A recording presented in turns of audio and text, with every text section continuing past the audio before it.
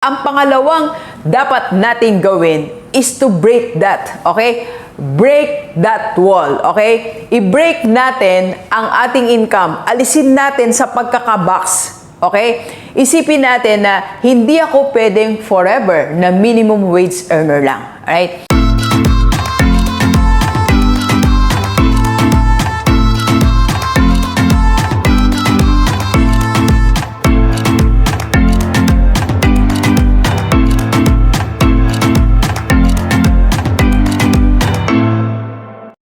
Positive Day, Gilivers. This is Dr. Gigi Sunga from I Can Change Project. Magandang umaga sa lahat ng mga Gilivers natin. And sa first time po tayo panood sa YouTube channel, thank you very much. Please subscribe. Click mo na po yan, Doc Gigi Sunga. And sa lahat ng gustong magpa-coach kay Doc, or if you want to start, advertise, or improve your business, just PM me sa aking personal FB. Nandiyan lang po sa paligid, okay? Alright, so sa lahat ng mga minimum wage earner, right? So alam nyo, ang una natin dapat gawin, magpasalamat tayo sa Panginoon kasi at least meron tayong income, di ba? So may mga income pa rin tayo, may income tayo, tapos na-survive tayo ng family natin. Pero sabi nga natin, merong mga paraan para mag-improve ang buhay natin. So sabi nila, lagi nilang advice sa atin, mag-ipon ka kahit minimum wage earner ka.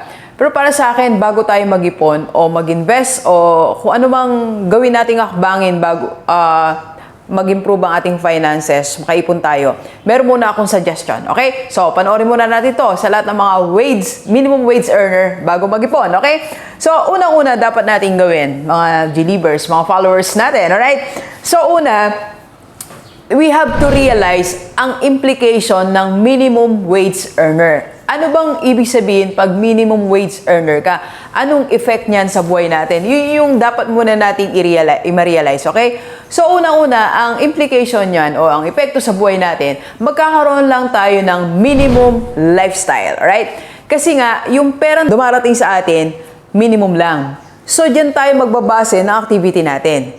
So, that means, kung ano lang dumating sa atin, yan pinagkakasya natin, di ba? Kaya minimum lang yung lifestyle. Minimum lang ang mga galaw natin. Minimum lang ang meals, dapat 3 times a day. Minimum lang ang number of ulam, di ba? This 1 or 2. O minsan may dessert, okay na, di ba? Minimum lang ang consumption ng mga ng kuryente. So, minimum lang ang galaw natin sa loob ng bahay. Okay? And second, sa part ng lifestyle natin, minimum lang din ang pwede nating puntahang lugar. So, kung gusto mong magbakasyon, talagang minimum lang. So, dito lang siguro within the province nyo lang or sa kabilang province. So, hindi tayo pwedeng lumayo, mag-eroplano, lumabas ng bansa, di ba? Pwede rin pagka, di ba, may mga free or minsan nakaka-loan tayo, pero huwag tayong magpunta muna doon, okay? So, minimum lang din. Third, minimum lang din ang mga pwede nating events na salihan, puntahan, mga gatherings. Kaya nangyayari, nagiging limited po ang mga nakikita nating opportunities kasi minimum ang galawan natin, okay? So with that premise na nakita natin, na-box tayo, di ba? Na-box ang buhay natin sa pagiging minimum wage earner, alright? So kaya dapat nating gawin, second, magkaroon tayo ng, or umalis tayo sa minimum wage earner mindset, okay? So, dahil na-box tayo sa ganyan mga kapatid, ang pangalawang dapat nating gawin is to break that, okay? Break that wall, okay? I-break natin ang ating income. Alisin natin sa pagkakabox, okay? Isipin natin na hindi ako pwedeng forever na minimum wage earner lang, alright? So, hindi pwede. Kailangan gumawa tayo ng paraan. Kaya ang term ko, break, alright? Pero bago natin i-break yan, meron tayo isang step, okay? Magkaroon tayo ng kakaibang mindset ngayon, okay? So, bago natin talaga i-break yan, baguhin muna natin ang mindset natin. So, paano natin babaguhin yung mindset natin, Doc? Magsimula tayo ma-expose sa kakaibang buhay. I-expose muna, isip muna, para wala tayong masyadong gastos, di ba? Hindi muna tayo gagastos ng iba. Dito muna tayo sa where you are right now para maging possible siya. So, baguhin natin mindset natin. Mag-pray tayo, sabi mo, Lord, ito pong buhay na binigay mo sa akin, sa family ko, gusto kong mag-improve. Alright? So, baguhin mo po yung isipan ko. So, start meditating like that. Okay? So, start saying na, Lord, i-improve mo to. Something like that. And, mag-meeting kayo ng family nyo. Pag-usapan. Sabihin nyo, ito, mag-usap tayo. Kung 5 kayo sa pamilya, kailangan may mangyaring kakaiba sa atin. Okay? And third, para mabago yung mindset natin, gumawa tayo ng mga kakaiba munang activity na hindi pa natin ginagawa. Like, let's start watching yung marami naman sa YouTube na mga buhay na mga mayayaman. Hindi masyado huwag na sa mga billionaire. Doon na lang sa mga umangat na konti, nasa upper middle class. Okay? Paano sila nabubuhay, ito yung lifestyle nila, ito yung buhay natin. So, para makita natin, ay, mas masarap pala kung may ganito, mas masarap gano'n. Hindi tayo naiinggit, Hindi tayo naiinggit. Tinataas lang natin ang level ng buhay natin. Okay? So, yun. So, after that, so, i-break mo na ngayon ang wall. Kasi, okay na yung mindset mo, nakipag-usap ka na kay Lord, alam mo na gagawin mo ngayon, so, you have to break that wall.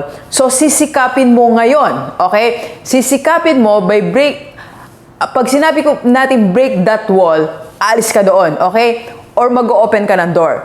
So, start having 2 jobs. Alright? Or 2 source of income. Mahirap to. Okay? Mahirap. Kaya sabi ko nga po, bago ka mag-ipon, eto muna ang gawin mo. And it's hard. Sasabihin ko po sa iyo talaga. It takes a lot of determination para magawa mo to. Pero ito yung paraan para makawala ka dyan. Pag hindi mo to ginawa, hindi ka makakawala.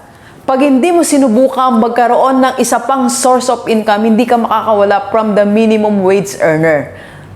Alright? So, kaya mo lang, magtatrabaho ka, nasa construction worker ka, nasa simpleng empleyado ka, kung saan ka man nagtatrabaho, sige, you maintain that, okay? Pero make sure pag-uwi mo, may iba kang ginagawa.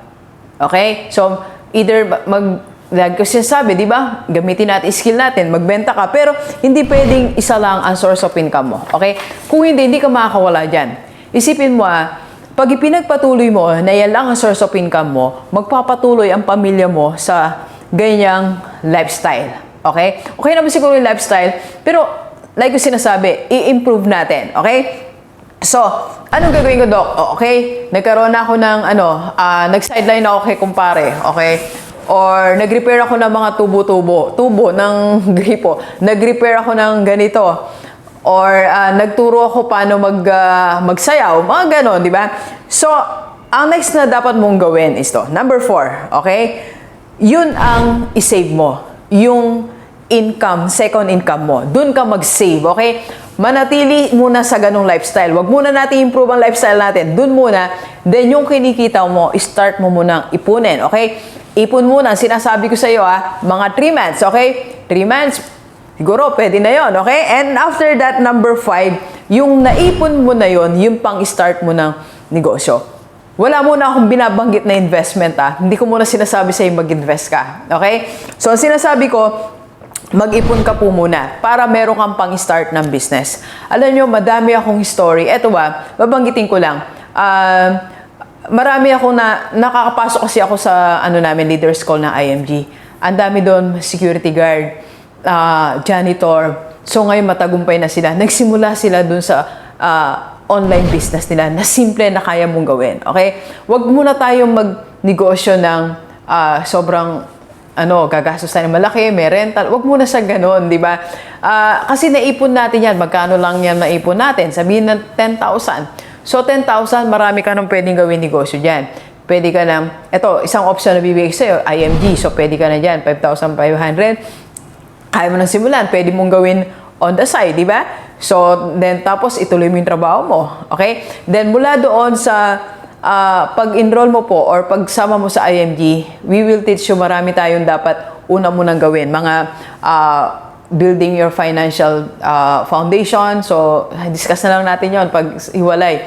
Or pwede ka rin magkaroon ng mga gusto mo, magkaroon ka ng mga paninda. Asawa mo, involve mo yung family mo. Di ba? May anak ka, kaya na magbenta, mag-post online. Pwede mo rin gawin yon. Di ba? So, or dyan mismo sa bahay mo, pwede kang magtinda ng maraming bagay. So, marami tayong paraan. Okay? Madaming paraan para magkaroon tayo ng negosyo. So, pag nagka-negosyo ka na, kapatid, pagka-negosyo ka na, so kumikita na rin ang negosyo mo.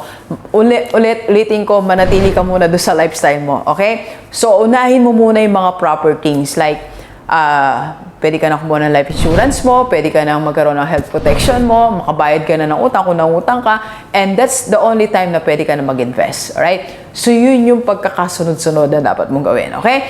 So, sa dulo, ikaw din ay makakapag-invest, kapatid, makakapag-negosyo. kahit minimum wage earner ka ngayon, okay? Kaya mong mag-invest, kaya mong magnegosyo, kaya mong kumawala dyan sa ganyang klase ng buhay, okay? So, pagka na-establish mo na yon, siyempre, meron ka ng pera, hindi mo naman lahat yan, i-invest, di ba? So, iangat mo na yung lifestyle mo. Enjoy mo na yung buhay, di ba? Makapag-travel ka na. Alam mo yon, lalawak na yung buhay mo.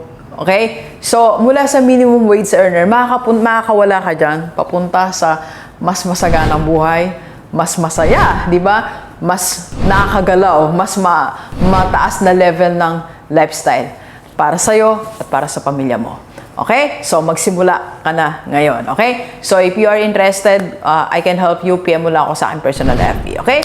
Alright. So, sana nakatulong ako sa lahat ng mga minimum wage earner. Okay? Alright. So, please share this video sa lahat ng mga kaibigan natin. Kahit OFW o dito sa Pilipinas para sama-sama tayo mabago tumulad ating buhay. Thank you very much, Gilibers. Enjoy the rest of the day. And let's go, let's go.